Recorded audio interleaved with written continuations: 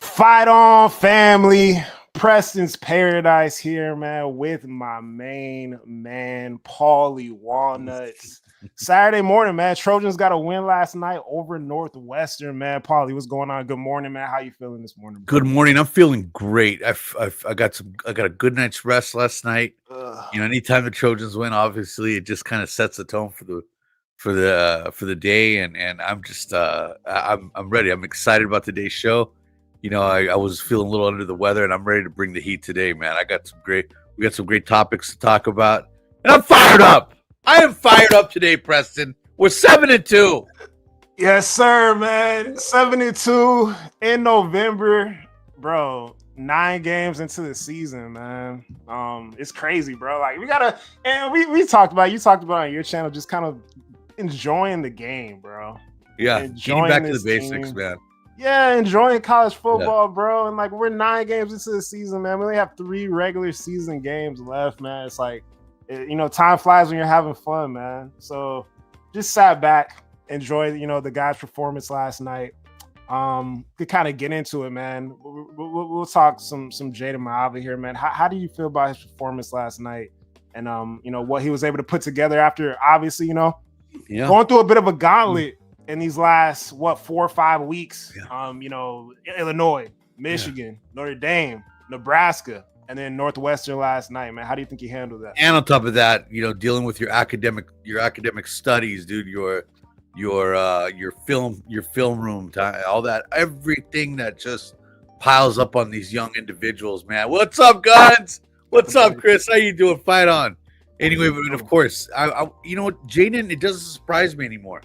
When I said at the beginning of the season that him being a Heisman candidate, I want to make this very clear to people. Of course, I believed in his talent, but everybody, you got to remember, this is probably one of the weakest Heisman classes. They're practically trying to give this thing away at the flea market right now. That's how many just random players they're trying to bring into the mix and try to make as popular as possible, because this is one of the weakest Heisman classes I've seen probably since Eric Crotch back in the day when that guy won one. But I look at him, and why not Jaden? Why not Jaden? If he comes back and he continues to play at the level he does, but you know what the thing is, you're going to get that. I said it from the very beginning when he first started playing. He's always had that little bit of Brett Favre in him where he's going to throw a pick, but it's how guys like that, some guys can bounce back from it. And Jaden's proven time and time again that he does not. He gets a little down. Lincoln gets on his shoulder now. They're talking. Next thing you know, teammates come around. You see the unity and the brotherhood. And next thing you know, he's back and he's rolling again. And what a way to get back on track. He handed off to King Miller. And the next thing you know, he's over here wheeling and dealing right after that, back to normal again, if not better. And I believe in Jaden. I always feel we have a chance to win with him, Preston. I always feel like we have a chance. No matter what the situation is, I feel like even if he throws a pick 6 or whatever, we're going to get it right back, dude. That's how it is. And granted, of course, we want him to clean it up a little bit. But you know what? When it comes to it, I'm waiting for his signature game. That's the one thing I'm waiting for when it comes to Jaden against that team out there. We already know. I don't want to think ahead, but I'm saying there's opportunities out there for him to have that big name game that where everybody's gonna put Jaden's name on watch, man. So I'm really happy for him. I love him. I love the kid, and to me, he'll go down as one of my favorite Trojans. No doubt. I tweeted this after the game, man. Jaden Ma'ava, came out, got into it last night, got into that comfort zone. Talked about this game, I'm calling it a mojo game, kind of getting back to our identity as an explosive offense. The wide receivers got into it, had a great game. Both of our top 2 guys. Jaden Ma'ava, more a consistent performance, something that we were seeing from him earlier on in the season. 24 for 33, 299, 3 total touchdowns. Ran over 2 Northwestern Wildcats, getting in the end zone on that touchdown run. I love that. Love to see tough guys too. Tough guys, and a forced fumble, bro. Wow. I don't even. It's so funny because I know, like, he throws the pick, right, and I couldn't even really react towards the pick because the play just happened, right? He throws the pick. You see his big D lineman kind of pop up, pick off the ball. He's breaking a tackle. He's headed towards the end zone. Jaden comes out of nowhere, bam, forces a fumble. It goes out of the back of the end zone. That reminded me of the Woody Marks play, last season against Michigan, where he takes the ball from the defensive lineman. We go down and score on that drive. And that was a true Trojan play from Jaden Mava last night. And I put this out, I was like, hey, man, my quarterback, this is his stat line, man. 3 touchdowns, a forced fumble. You're probably never really going to see a stat line like this ever again with the quarterback forcing a fumble. And that was huge in that game last night, man. Gotta give props to that guy. Just unbelievable, man. I think he did a great job. I've been talking about the last few weeks of him, using his athleticism, using his legs to kind of get out of trouble, create plays, and make it a threat, man. You're a threat, throwing. You're a dual threat quarterback at the end of the day. You can throw the ball, you can use your athleticism to get in the end zone, get out of trouble. I think he did a great job of doing that last night, and I'm super proud of the performance that he had against Northwestern, man, because they came out ready to play. I could tell from the get-go.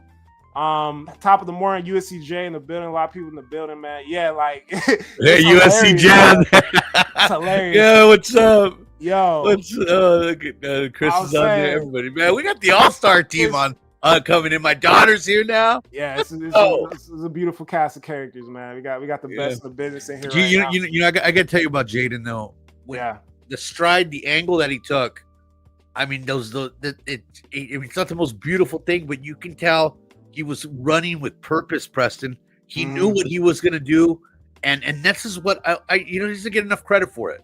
He does not get enough credit for from here up, and he saw from across the field the guy was not holding the ball properly, and he knew what he was going to do, and he came in there with that 6'4" body of his, and man, let me tell you, it was a thing of beauty, and it rolled the right way for us. And that's just just heads up type of play, man. You don't see. I don't think I've ever seen a quarterback make that type of play. I'm trying to think in my mind. I can't remember one quarterback that I've seen do that before. I don't think I've ever seen a quarterback force a fumble. And all of my years of watching professional college football, high school football, I don't think I've ever seen a quarterback force a fumble, man. That was big time. And then for the folks out there that say USC is soft and blah, blah, blah, and, Lincoln Riley is soft and blah, blah, blah. And we got our quarterback out here. God, I want to curse so badly right now. But getting after it, bro, and forcing fumbles on the goal line, bro. Big defense. And then after the game, he said, he stepped up like a gangster in the post game. He's like, yeah, man, he didn't have no good ball security. So that's why I went in there and I knocked it out. Because I looked at him. He didn't have good ball security. And yeah, he's the truth with that one, bro. I love to see it. Did you see Jay? Is tough as nails, man. Yeah, he's got some dogs, man. Did you see Jay up here? He's like, "Don't cuss, Preston." I know, man. I don't cuss the algorithm, the monetization. Yeah, it's tough, bro. I'm trying to crack. I want to be my. Man, I know. I want to say it too because you know what? For some reason, why is it that our coach, our team, is always you're playing? This means everything. This game is everything. If you lose this, you're done. If you lose this, you're done. You know how many other coaches out there have not, Lane Kiffins and people that have been stagnant and just mediocre in the same kind of level every year? No one ever threatens them with their jobs, man. And it's like our guys are always playing with that burden on their shoulder all the time of having to play for their jobs, man. And I want that to start putting that to rest already a little bit, man. Let's ride it out and have fun. And you know what, Preston? We talked about it earlier. This was the first time in a long time where I said, you know what? I'm putting all that negativity outside, and I'm going to enjoy my Saturday watching my beloved Trojans play. And that was the best thing I could ever do for myself because I came back fired up, man. I really did. Yeah. It's funny though, because we're gonna talk about what USCJ is talking about. We're gonna talk about what you're talking about because it's funny to me that there's a certain segment of people within the fan base, people that be commenting on my post saying, oh, this coach is this coach is that. And then we had some media come out in the last few days. And I don't believe the media that came out. But somebody said, keep an eye on Lincoln Riley at USC. He might be looking to do something. And then those same people that criticize our coach came out and said, oh no, is he gonna leave or not? But we're gonna get into that. But just as far as last night, man, I knew Northwestern was going to be, a tough team, from the get-go, man. You can see off the kickoff, those dudes were fired up. Those dudes were trying to get after it. Yeah.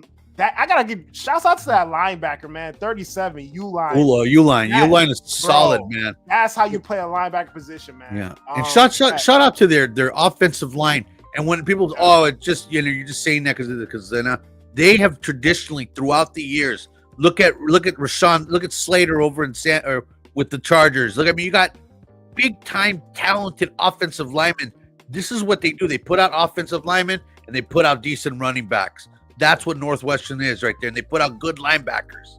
Yeah. And so man, you know what? For us to handle that offensive line for the first time, I told you yesterday, Abasari said it best. We took one on the chin, man. We were kind of shocked at first because these were grown men, bro, and they felt it. Normally, we would have probably folded a little bit like we were early in the season, but this shows you the growth. You cannot deny the growth of this team, folks. You cannot deny it anymore. It was right in front of your eyes yesterday, watching these kids get punched in the face a little bit in the first half and say, you know what, we're not going to take that. We're coming back. Next thing you know, I saw a bunch of these good dudes in white jerseys on their backs like that. There was a lot of big teddy bears rolling around in that dirt yesterday, man. Yo, one thing credit to them for doing, that 3-level defense, having guys at all levels because they knew they were going to have issues with our skill and with our speed. Bro, what was stressing me out is the way that they were tackling, bro. They were constantly grabbing at our guys' lower bodies and hanging on. I think one of Jacoby's last catches, when he caught it and the guy was holding on to his leg, and then they had guys coming in to hit him off the top. Bro, I was scared. I thought one of our guys was gonna get hurt, man. Makai too, when they were tackling that way, I was worried about his ankles a lot, man. Yeah. I thought that's the last thing we need. And then when Jacoby's hopping around, that one really had me worried. That's what I'm saying, bro. I feel like they had a bunch of tackles like that. And I was like, why do these guys keep tackling our dudes like that? It was stressing me out, but thank God we got out of that. Thank God Cam Crawford got out of that too, man. My heart dropped for a second. He had picked up the ball. Yeah, he had picked up. He thought it was a fumble. He picked up and he got tackled.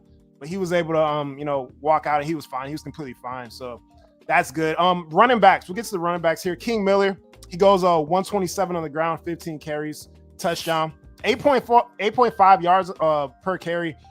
The running game was not looking good early.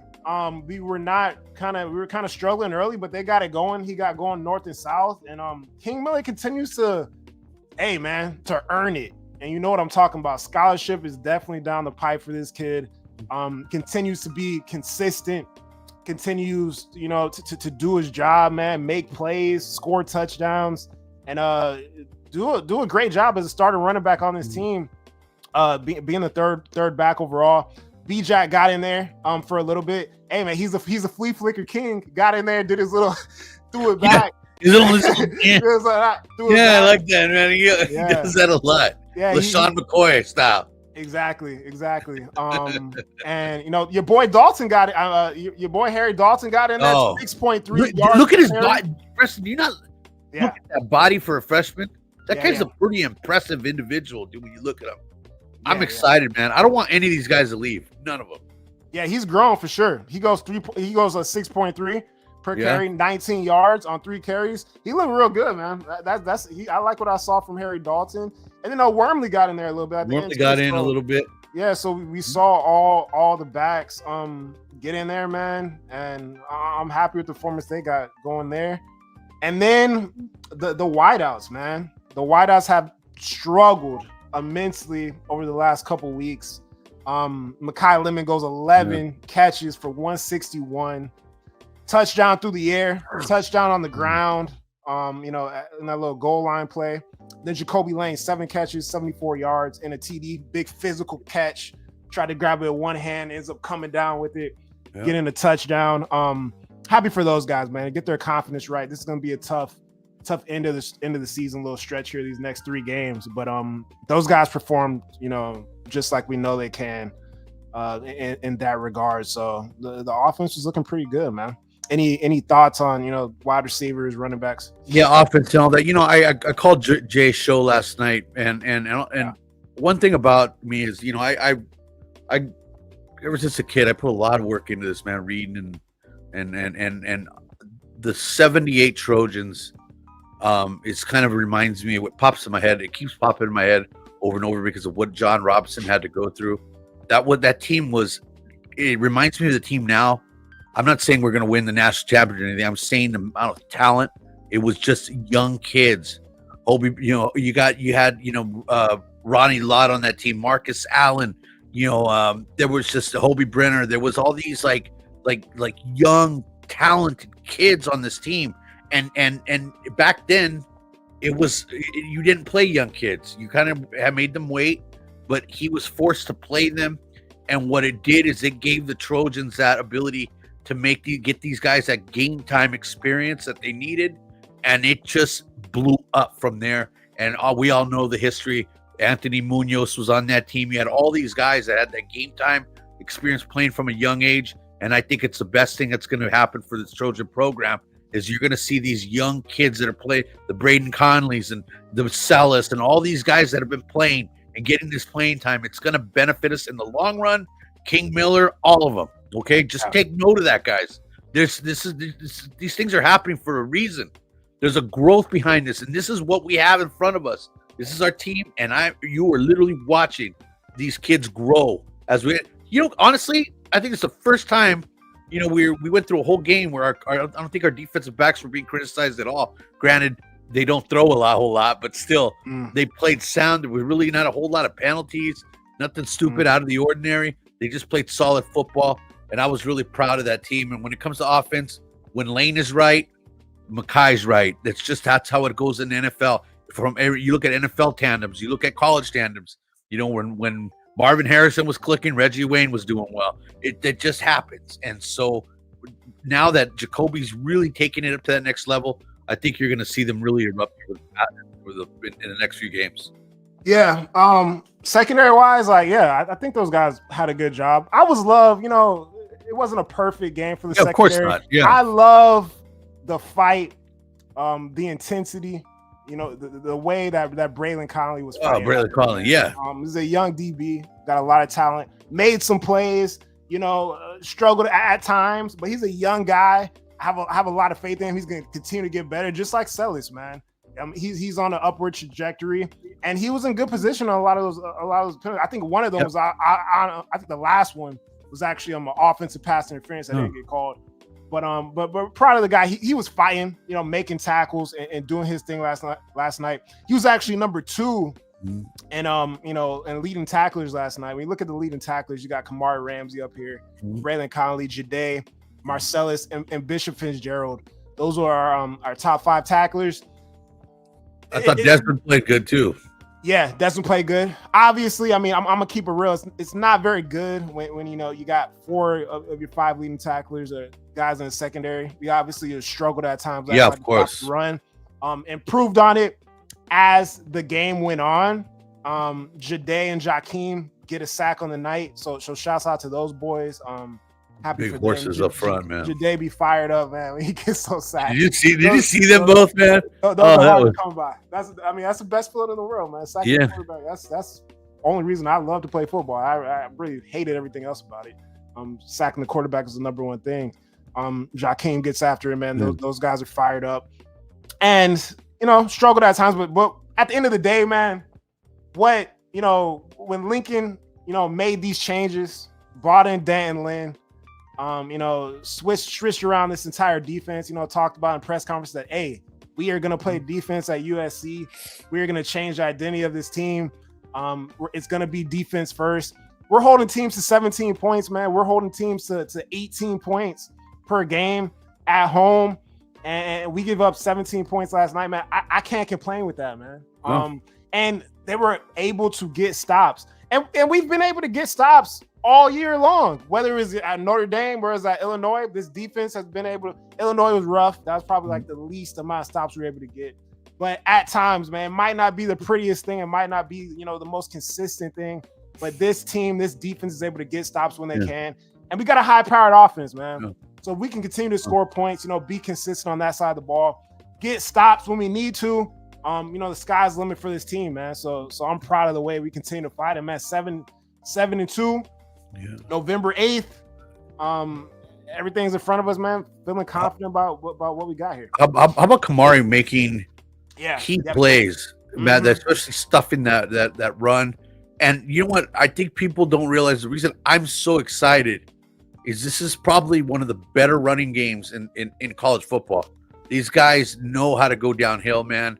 And I'm telling you, that kid last night is no joke. He will be playing on Sundays. And I thought we did a great job of containing that in the second half. And it was just a combined effort on every level, man. Everybody was out there flying around. You see them tackling, on some instances, you'd see them all gang tackling people. That's what I like to see right there from our defense. And I thought they did a great job. I'm really proud of them. I'm proud of our tight ends with their blocking that they've been putting out there. Yeah. Just, when we're balanced, this thing of ours is tough to stop. I'm telling you right now. When we're balanced and we got things going, they look faster at home. They look like they just are on another level when they're at home. And you know what? And it's not just like that with this team. All teams look good at home. But let me tell you right now, though, I just think right now we're playing with a little chip on our shoulder. These guys aren't stupid. They read and hear everything that's being talked about them and their coaches and how this and that. This guy sucks. This guy's horrible and don't play him. And they hear it all, and I could tell they're playing with a little chip on their shoulder, and I love it. I had a great time watching that game last night, Preston. Yeah, man, it's fun to see the guys fight on. It's all outside noise, man. Even what we do here is outside noise. I mean, these guys gotta stay focused. What really matters is what happens on the field. Not nobody in the fan, not us doing podcasts. Nobody in the stands. What's happening between those between the lines there, in that 100 yards, man. So love it. So let's do. Oh, actually, I want to bring this up. Because Daniel Garcia in the chat talked about it. John Ray Reed. Yeah, it's gonna be interesting to see what's up with John Ray. And this is what I talked about, kind of the blessing. It's not a blessing when people get hurt, right? But look at the situation, right? John Ray Reed comes into the program in the offseason. I believed him to be the starter. Obviously, Killian O'Connor ends up winning that job. Plays extremely consistent, well at the center position. Goes down in the Illinois game. John Ray steps in. Been playing pretty consistent and been doing an excellent job, in my personal opinion. I think he's been doing a great job. All the communication and the communication between him and Jaden, him and the rest of the offensive line. There hasn't been any botched snaps or things like that. Maybe a few offensive line penalties all across the board, but those guys played pretty consistently. Then he goes down last night. Killian O'Connor gets back in, his first game back, looked good. And even if he is hurt, we got Killian going in. If he's not hurt, I don't know what they're going to do there because, you got that chemistry with the guys. It's going to be interesting to see where they go with that. But how do you feel about the center position and him kind of going down last night? I haven't seen him. Yeah, of course. You always worry about depth, especially towards the end here. And especially, who's to say, we end up going on a run. You'd want to make sure you have your two guys there that are in case of injury. You want to be able to plug the other one in, and the general's been playing really great. Of course, so a couple high snaps last night. We really, really want to nitpick every single thing. Yeah, a couple high snaps. But the point is that guy's been playing great in the running game. He's been really, really working great with that offensive line. And I thought for being a newcomer to the team, I love the way he just stepped in and kind of just like gelled with all of his teammates. And I was a little bummed out to see him go out like that. Now the next one up is maybe Micah Banuelos. I don't know who has that center experience. I know there's a couple guys on the team that have played before, but I don't know if they go with the guy that has more seasonal experience playing this year, or they're going to plug in a new guy just in case something does happen to Killian. So I'm a little worried about that, man. But the thing is too is it affects Jaden as well. You can tell Jaden a little bit to get adjusted to genre. And you know what? They finally looked like they were clicking on all cylinders yesterday. Yeah. Hey, man, if you guys are watching the stream on YouTube, be able to like the stream. And regardless if you're watching on Polly's channel, if you're watching on my channel, man, like the stream, like the show, so it can get out to more people. People can see what we're doing here this morning. Let's do lunch pails, man. Let's do lunch pails. Got the lunch pail. Guys got after it last night. My lunch pails, man. I got Jaden Mahava. Coming back into his own right. Had a great game. I got Lennon, Jacoby Lane, Makai Lemon, and I got Lincoln Riley, man.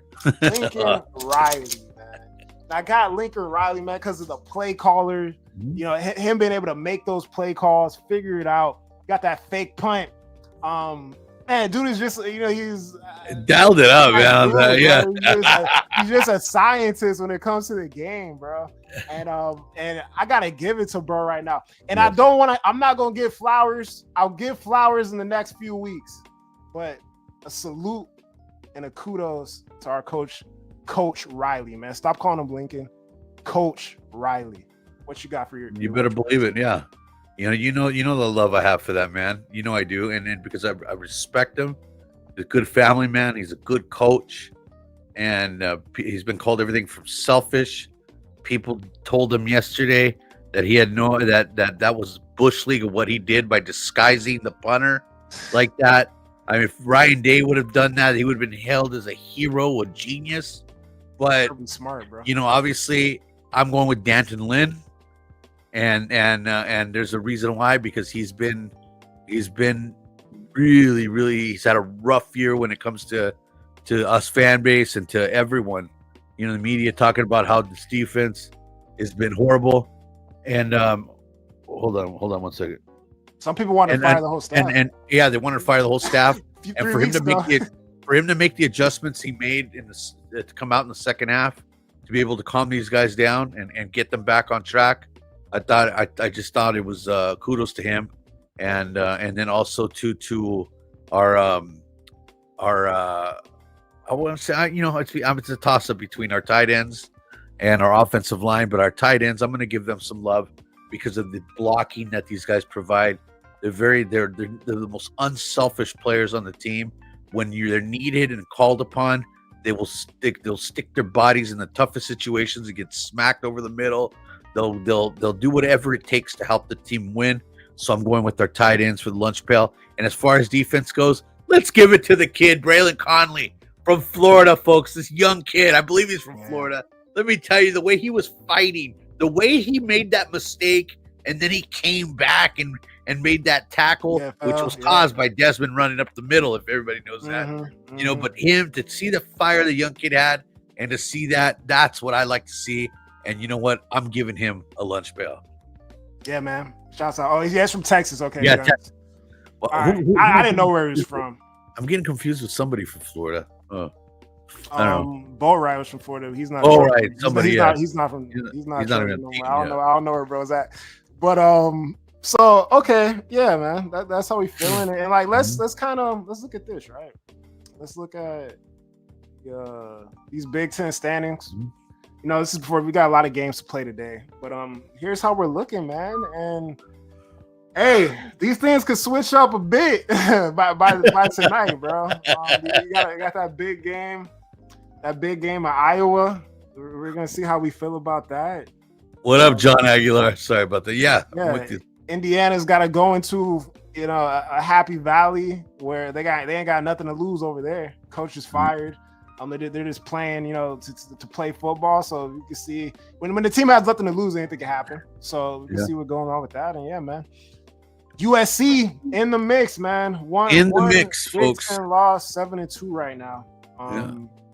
And been a lot of talks about our coach and about various coaches all over the country. There's a mentality. There's a lot of things that people say about. A play caller can't win a national championship. Play callers don't win national championships as head coaches. You got to be a CEO. You got to be able to delegate responsibilities, kind of oversee stuff if you want to be a national championship type coach. And it's interesting, right? Because if you're going to be a CEO, type of coach, some guy that delegates and oversees and doesn't have a specialization, right? You kind of have to strike on an offensive coordinator and on a defensive coordinator. And usually when those guys, get out of there and get head coaching jobs, things don't look the same. It's kind of like what Clemson is going through right now, right? Mm-hmm. With Venables leaving, he's at Oklahoma. Clemson has been struggling, right? They're not winning national championships. Same thing with what Orgeron had going on. Same thing with what a lot of these coaches have going on. So I like a guy personally that who's going to get the heat. You know who the responsibility is going to fall under. I want that guy to have control in, selecting what he wants to do at any given moment, man. And it's funny because I'm close to a lot of University of Miami people, a lot of University of Miami fans. They got Mario Cristobal. They think he's a terrible game day coach. He's a CEO guy. He delegates to an offensive coordinator, defensive coordinator. He's an offensive line guy overall. But they want a play caller. They want a specialist like a Lane Kiffin, like a Lincoln Riley. And then a lot of people in our fan base want, just an overseer, man, just a general, just a CEO guy that's going to delegate responsibilities on the offensive side, on the defensive side.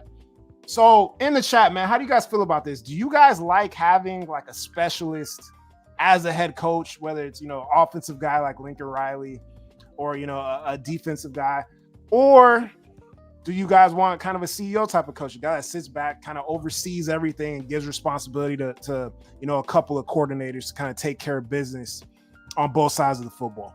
How you feel about this, Paulie?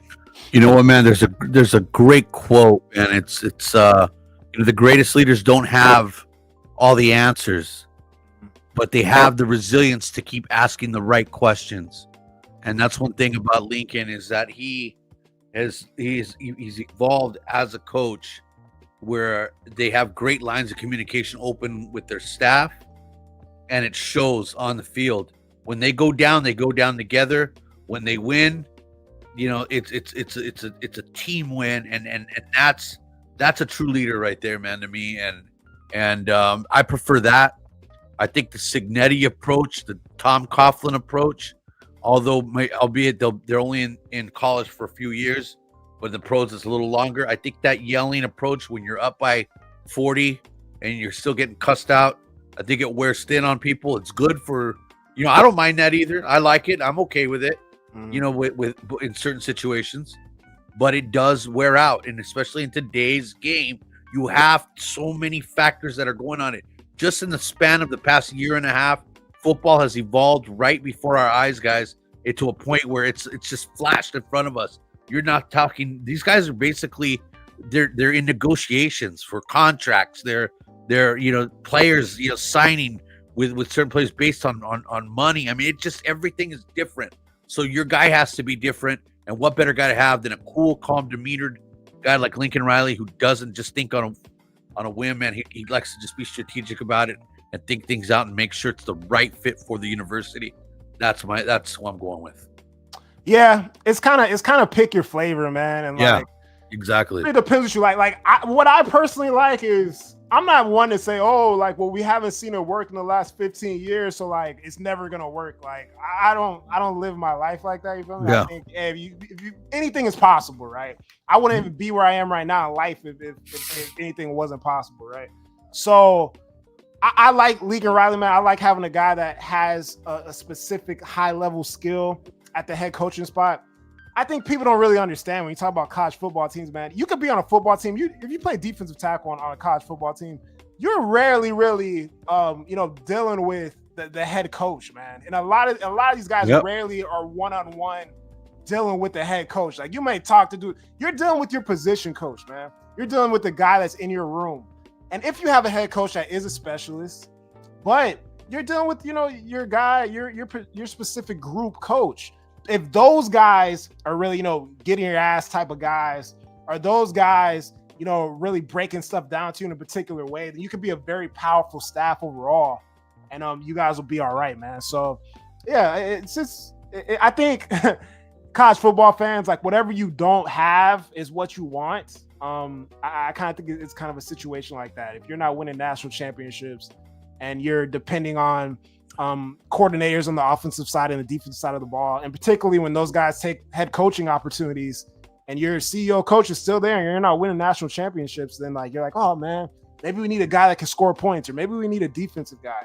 But if you have one of those guys and you guys aren't winning championships as well, you're like, oh, maybe we need to hire an OC that can, be more explosive, or a DC that, has a specific scheme. So I think it's just kind of one of those scenarios that's taking place. Yeah, some people are okay with that patchwork type of thing where they'll keep the same guy and then they'll patch in this guy and patch in that guy. Nebraska just did it with the offensive coordinator, so we've actually had to make some changes as well, but it just, to me, it's as long as you make the right cultural culture type of change that's going to benefit the university. It has to be. I remember growing up watching certain coaches where it was kind of just like that back in the older days, where the offensive coordinators and the head coaches, or the defensive coordinators and the head coaches, didn't even like each other half the time, man. They were like enemies. I mean, Buddy Ryan threw a punch at Mike Ditka before, man. It's just like, and look what happened in Houston during the Warren Moon days, man, when Houston probably had one of the best football teams in football, and they're over there punching each other, man, beating each other up, dude. It's like, it just depends on what you're looking for.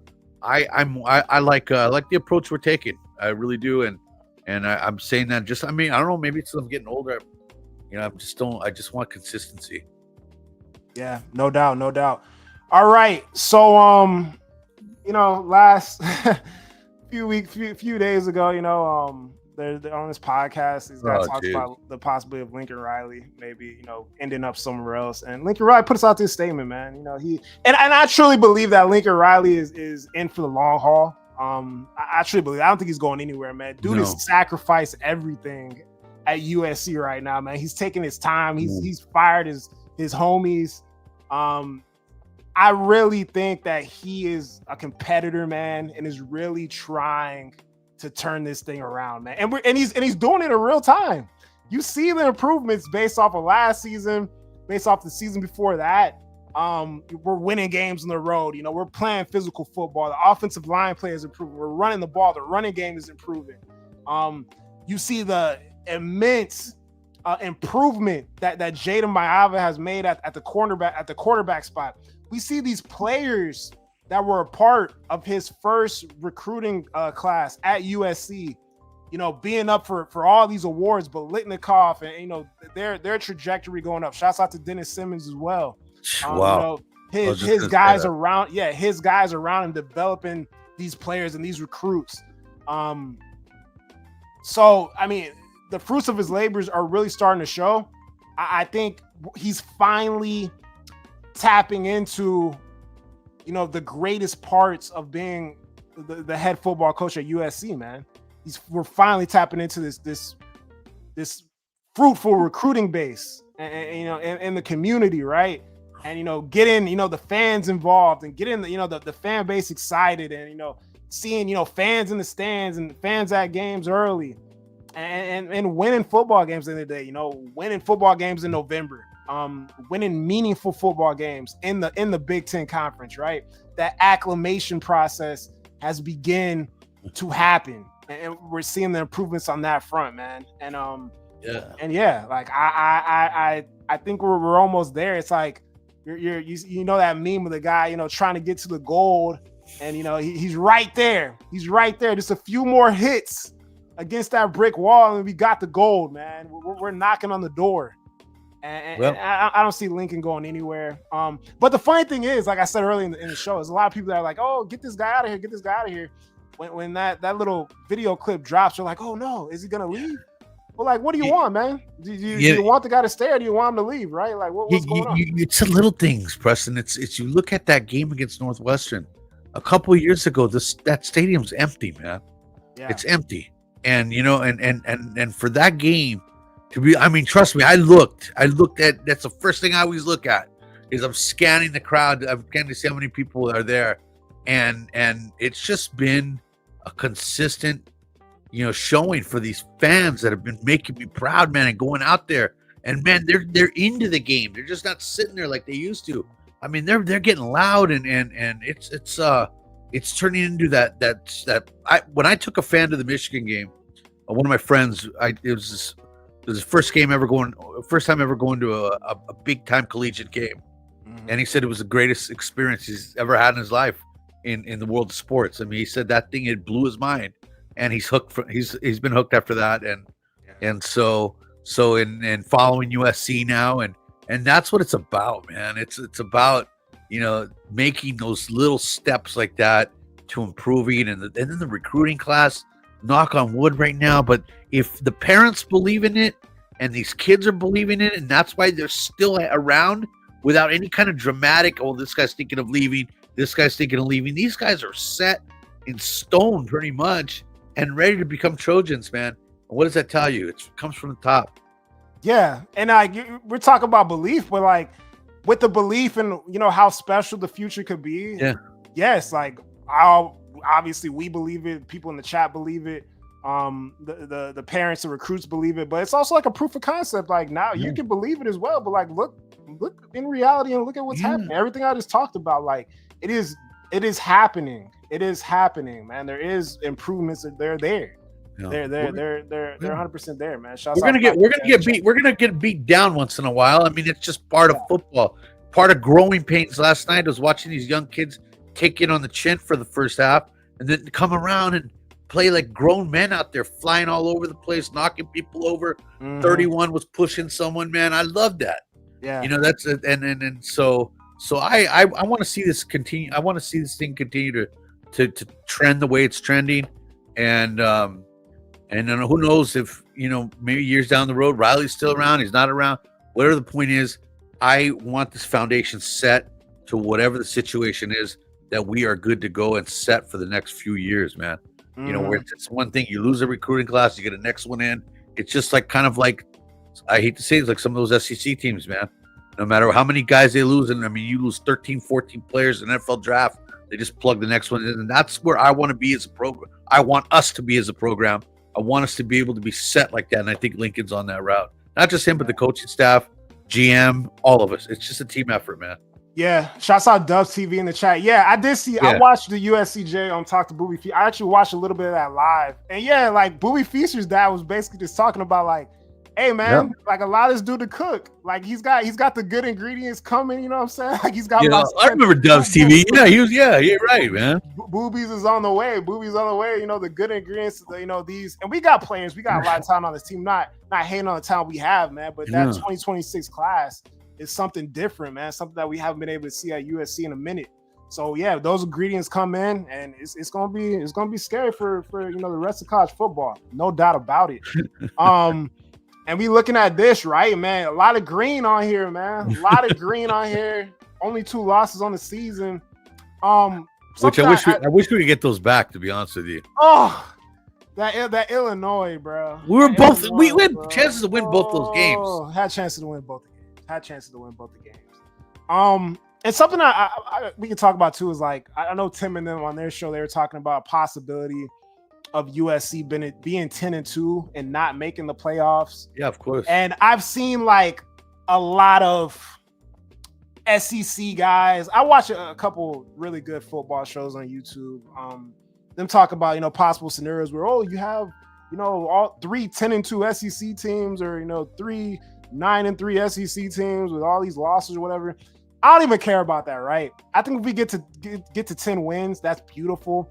I think we get in a respected bowl game, get that visibility on the program against a good opponent, and I would be happy with that, man. At the end of the day, like I'm not going to stress over that. These kids shouldn't be stressed over that.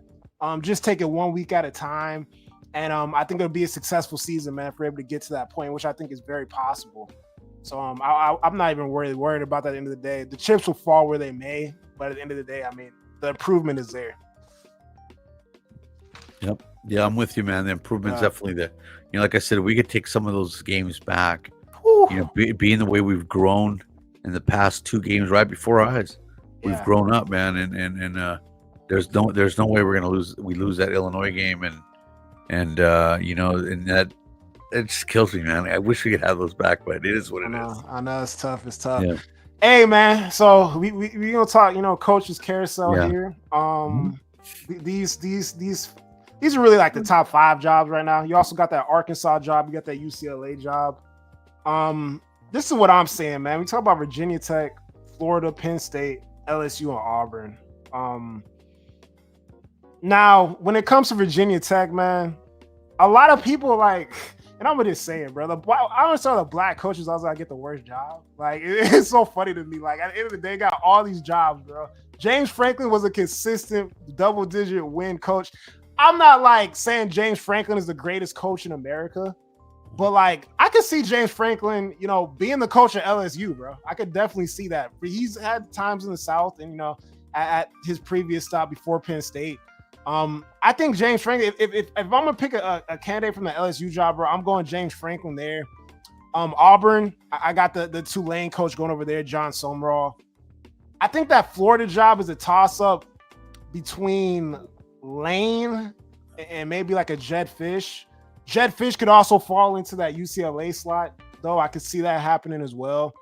Virginia Tech, I think Shane Beamer, man, might follow in his pop's footsteps and end up getting that job. Like, I think that's kind of like a match made in heaven right there.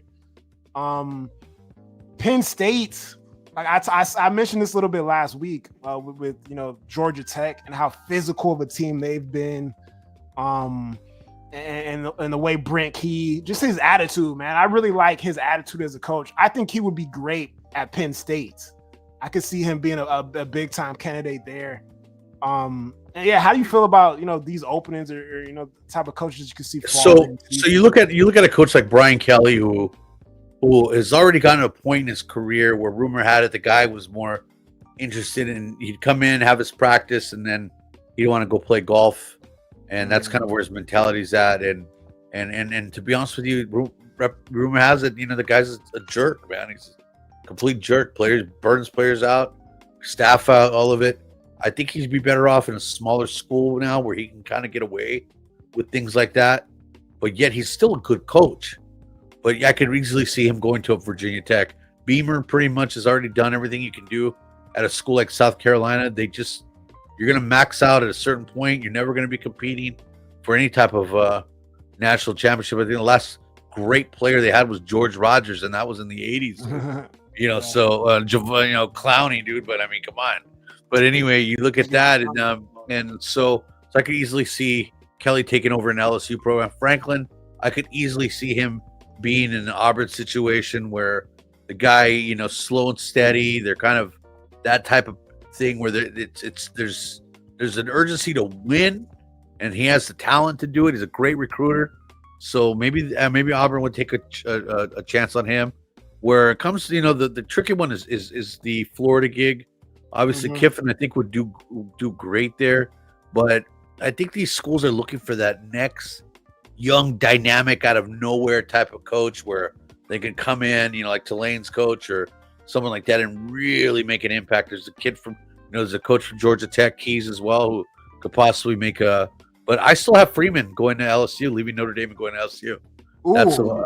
That's why I honestly think. Let me ask you a question. You think the Notre Dame job is a better job than you? What job do you think is better, Notre Dame or LSU?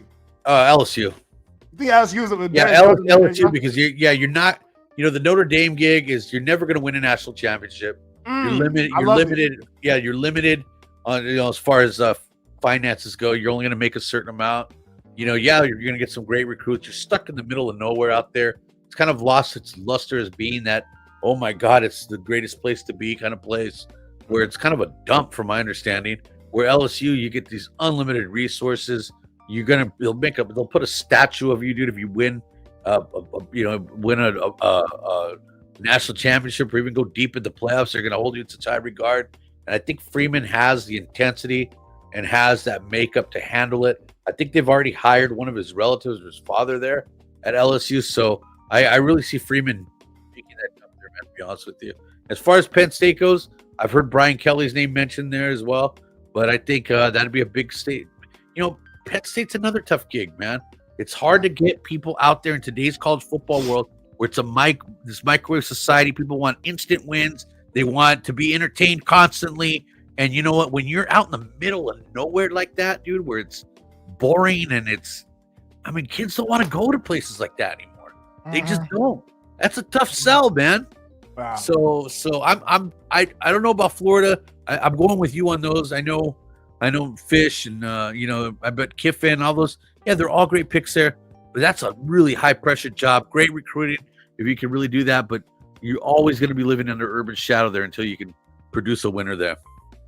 Yeah, I think I'm gonna say I think this Florida job, to me personally, and I don't know, I like if you want to ask me my favorite college football programs all the time, it's USC, and then I used to love those Florida Gators teams as well. Yeah, well. I think this Florida job is the best job on this. Oh, don't doubt. I think the Florida job is magnificent. But the thing with me is and I'm gonna ask you this question, and I I don't like projecting people to lose their jobs and stuff like that. But like, there's a few jobs that like there's a few guys that may be out after this season. Depends on how the season goes. But people talk about that Texas job. People talk about the Miami job. I think if the Miami job, I think Miami loses at least another game, bro. They got NC State. They got Syracuse today. They got. I have actually the Miami schedule. They got. I think they're gonna lose another. I think they might have to play Virginia. I think they lose another game. I think Lane wants that. He's talked about that Miami job. Lane has actually talked about wanting that Miami job. Yeah, they got the money. Yeah, they got the money to toss around, but Florida to me, it's one of those programs. It's so rich. I mean, you got an embarrassment of riches, dude, and talent and everything in that state, and you can easily, with the way it is right now, with how Florida State and these schools are kind of on the. I think that's Tony. That's my boy. Right on, Tony. But you know, I'm with you on that Florida gig. It's gonna. I can see Kiffin easily taking that gig, or some other big name coach. It could possibly be even a pro coach that's gonna say, "I've had enough of this, man. I'd rather go take that gig right there." You know, there's been talk of John Gruden. I know John Gruden's name has been mentioned for a lot of these jobs. And there's people willing to take a chance on that. Spider XYW blah blah. Yeah, exactly right. Yeah, get the call. Yeah, like Gruden and those guys. I don't know. I mean, O came out on like the radio or something. Said, yeah, I'm ready to coach whenever. Like he came out and said he might be down to coach a football team. So get the leather helmets out. Yeah. But that Florida job, whoever gets that Florida job, if like that Florida job like goes like a relatable offensive guy, like that is, you know, entertaining and you know and talks and stuff, man, that could be scary, bro. And you know, Spider XY Banana Jet. Yeah, but you know what they LSU is regarded as the best job in college football. Believe it or not, I don't see it. Like I love the recruiting. I love the recruiting territory. Yeah, but that Florida job is different, bro. Like if you really got the right guy at that Florida job, you can really own the state, bro. Especially because like everybody's floundering right now. Florida State is floundering. Like Miami is floundering. You know, they just paid a guy. Imagine you pay a guy $4 million, man. He's throwing 4 interceptions. You know what I'm saying? Like they're going through it. Like that Florida job could be huge. And you know what? These were all relevant programs at one point. Virginia Tech was competing for national championships at one point. Back in the day when you could only have one loss. I mean, you had those Beamer teams, man, with a lot of guys going back to Jim Drunkenmiller quarterback, Michael Vick, all these guys that came out of nowhere that played those defenses they had.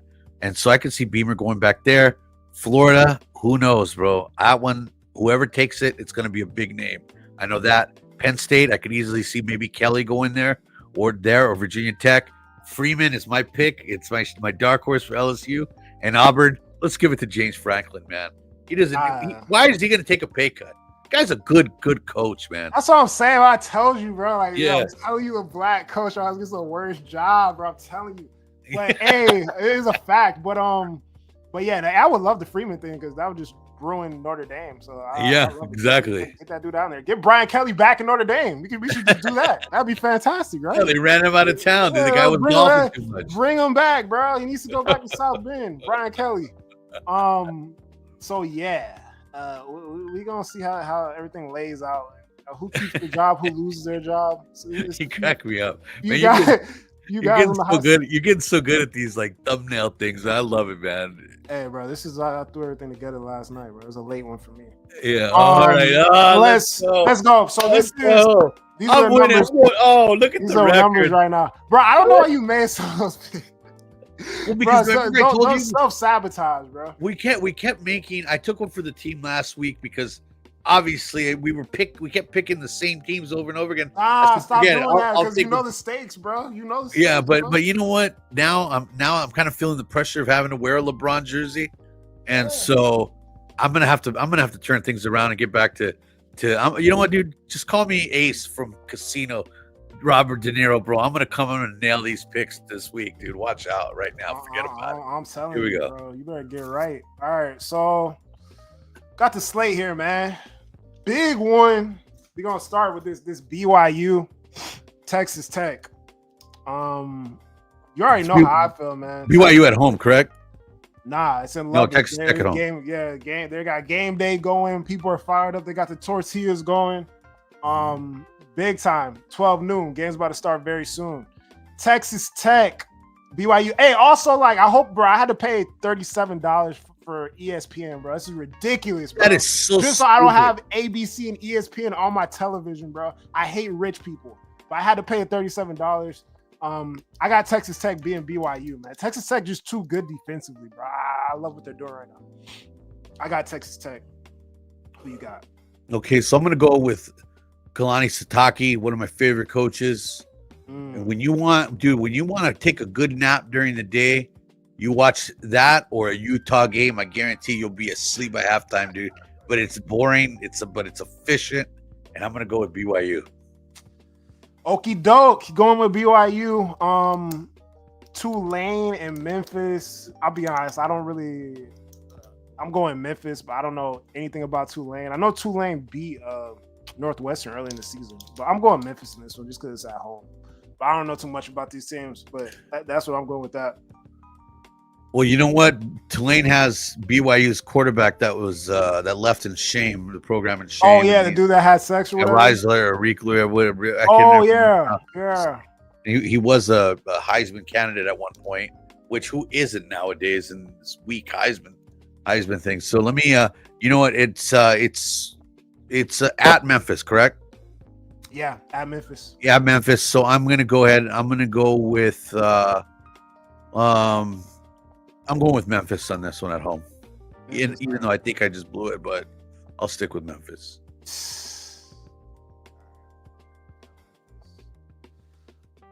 Okay, man. Indiana and Penn State at Happy Valley. Woo! I'm going Penn State, man. God, why? This is crazy. Yeah, you took it from. I was ready to do the same thing. No, just get your wins, man. Okay. You're down. You know why? Let me tell you why. I think Indiana's due for one, man. I just am having a hard time buying in to them being this dominant. I feel that the way I saw them play at Iowa, where they are mortal, they are beatable if you just stick to a certain game plan. And I think Penn State's playing with a lot of pride right now, being embarrassed the way they have been, man. They want to bring some of that back, but you know what? I'm going to go the opposite. I'll stick with Indiana in the close game. Okay. Got you. Yeah, I'm feeling it. I was feeling that. Georgia and Mississippi State, I am rolling with Georgia, bro. They have not let me down really all year, and I'm continuing to stay with Kirby and the boys. Yeah, they've been a little, off, up and down and stuff like that when it comes to their games and giving up quite a few points here and there. But I'm gonna go ahead and stick with Georgia on that one. Georgia, okie dokie. A&M, Missouri. I got Missouri, bro. I was gonna. It's in Missouri. A&M. I think they take their first L today. I think that's you look for Missouri's a tough place to play. My friend Joe Scheidler went to school there. He's and there's a kid named Hardy at running back with those big tree trunk legs. So tough to bring down. And let me tell you, he's one of the best running backs in college football. I'm gonna go with Mizzou to win this one. Okay. Nice.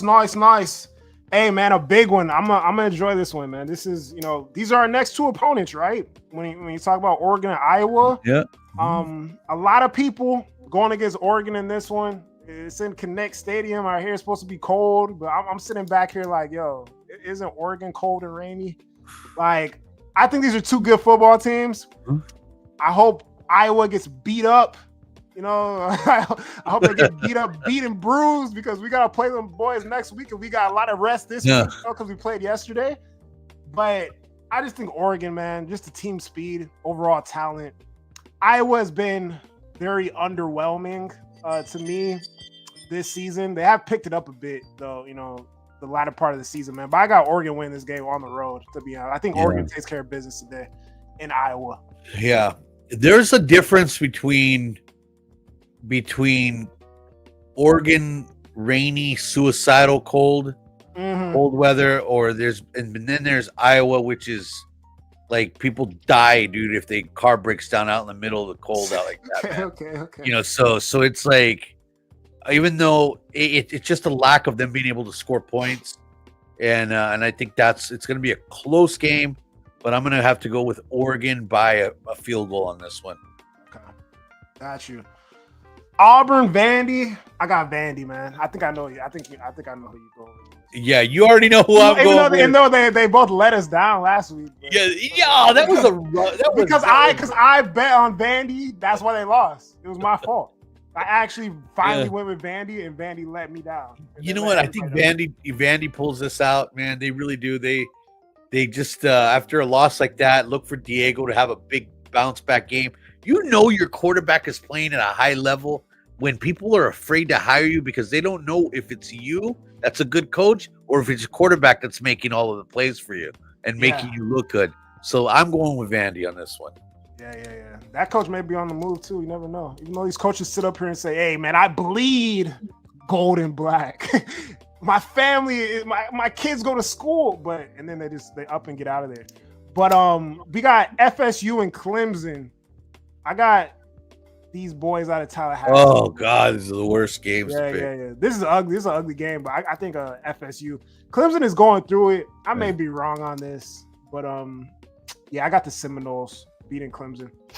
Yeah, I got the Bakersfield Renegades beating both of these teams, man. Because now I'm gonna go with Florida State. Clemson. Man, how many times have you have to have your heart broken picking these guys during the year? Yeah, some of the most. I mean, from top to bottom, you got all this undeveloped NFL talent that is just not being developed properly. And I'm going with Florida State. Yeah. LSU, Bama. I got Bama.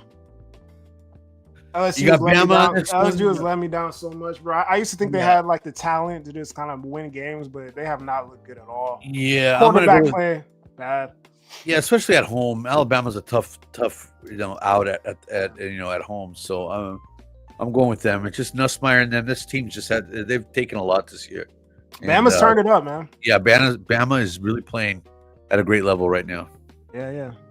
And Navy and Notre Dame. I really hope Notre Dame loses today. Like that. I hope I don't, get this right. I hope this is a bad pick when we get on here next week. I would love to see Notre Dame lose today. Hopefully, bro. Navy, whatever y'all got to do, bro. Yeah. Please pull something out the bag, man. Navy, I don't care if you got to bring David Robinson out of retirement, dude, and have him play full play. Whatever you got to do, bro. Please eliminate these fools from the playoffs, bro. Please eliminate them from the playoffs. Midshipman, let's do it, bro. Yes, but I got Notre Dame, but I'm rooting for Navy, obviously. Yeah, obviously, I'll go with the Golden Domers to win this one at home. But obviously, I'm rooting for the midshipmen. I always do. Anytime it's Army or Navy, those schools just they touch my heart, man, to watch those kids play the way they do. You talk about want to watch just pouring your heart on the field. Those two teams right there do it every time. No doubt. Hey, man, appreciate you guys. That's it for the show today, man. What a good turnout. Thank you guys for everybody on there. Look at that. Yeah, man, we had some good love in the chat today, man. Everybody came through here, man. Appreciate you guys so much for being loyal to the show, man. SC gets a victory, so we can relax. We can, kind of go about our day, just kind of hate watch, the rest of the teams across the country, and yeah, man. So if you guys enjoy the show, man, we'll be back here next week. Obviously, you know where to find me. Preston's Paradise on YouTube. Fight on Preston on Twitter. Follow my man Paulie Walnuts at Calling the Shots podcast with Paulie Walnuts on YouTube. Hit the index button. You can find all my social media platforms, but make sure to hit like and subscribe. Anybody that subscribes, I greatly appreciate it from the bottom of my heart. And my goal is to reach 1,000, and I'm already in the mid 250s already, around there. So it's been it's truly been a blessing, man. So thank you guys for all your support. Run it up, man. Keep subbing up. My man Paulie, sub up to me. Yo, shouts out, man. 1,600 strong. We're keeping going. Kind of road to 2K, man. Let's get these Trojans. We got to keep winning games, man. And, hey, I hope everybody has an excellent day with their family, relaxing, watching some good college football, man. We're Hey, outta Preston, here. Sir. Preston. Before we go, Yeah. Tony DRC on there is a diehard Dolphin fan, and Oh, that's the only reason why he tuned in is because you're a Dolphin fan, dude. I just want you to know that. Chris Greer fired, man. Who's next, man? Unfortunately for the Dolphins, this dude Ross, he just turned down $10 billion for the franchise. So he will not be selling the team anytime soon. But hey, at least Greer got fired, man. Let's just continue to lose out, get some good draft picks, and hopefully McDaniel is fired after the NFL draft. It will be good. All right, guys. He's gonna love that. All right, guys, fight on, man. All right, bro.